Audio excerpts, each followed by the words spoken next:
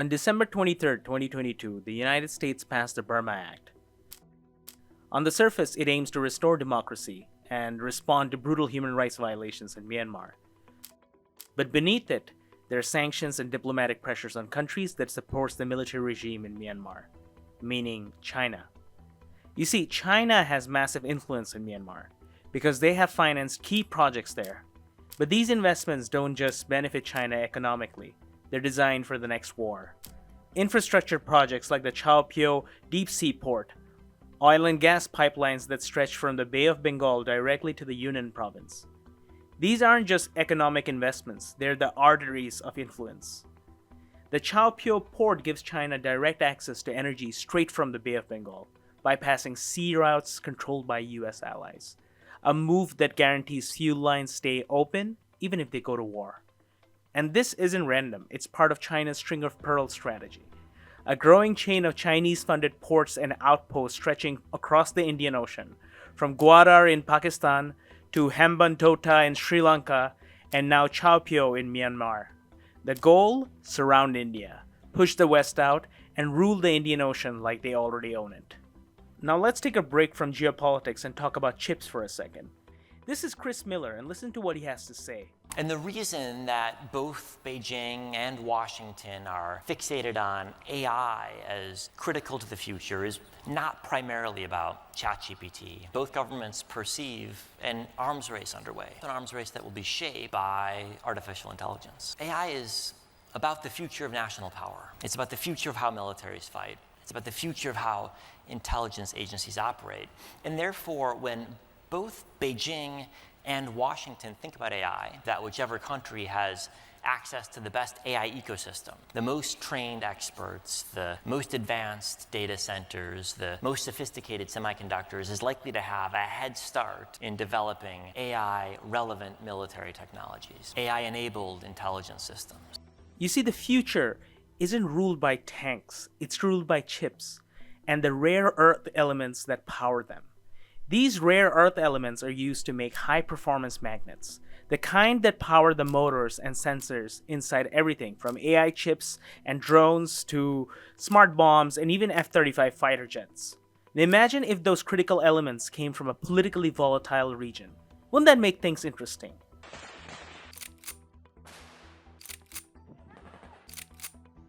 Oh wait, they are. Because Myanmar supplies 40 to 50% of the world's heavy rare earth elements. Myanmar's Kachin state sits on a gold mine. Yttrium, dysprosium, terbium, these metals aren't just rare, they're irreplaceable.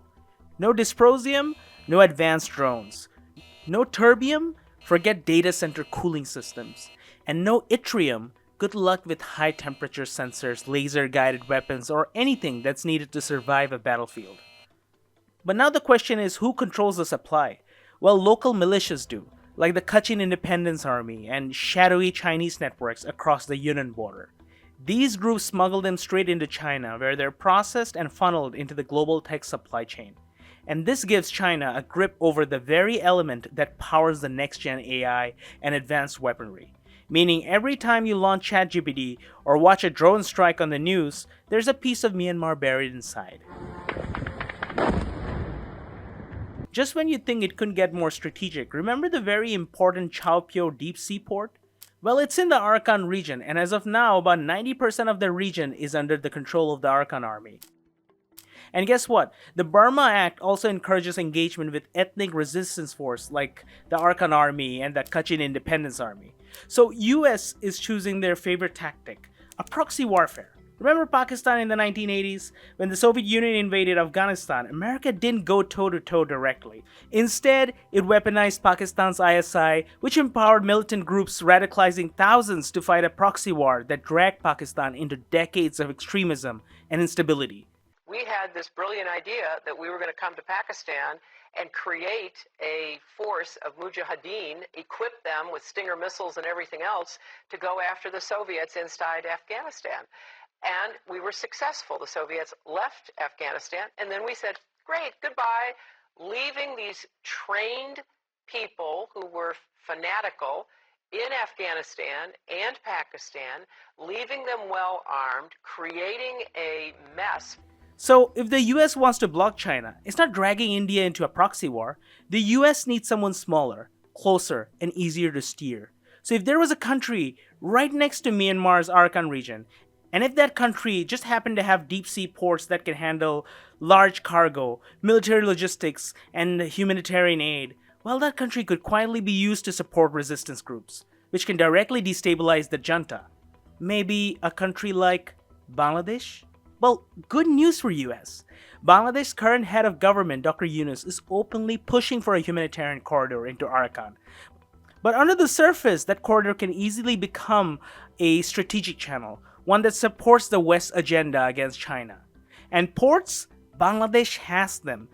Chittagong Port, the country's largest and most advanced seaport.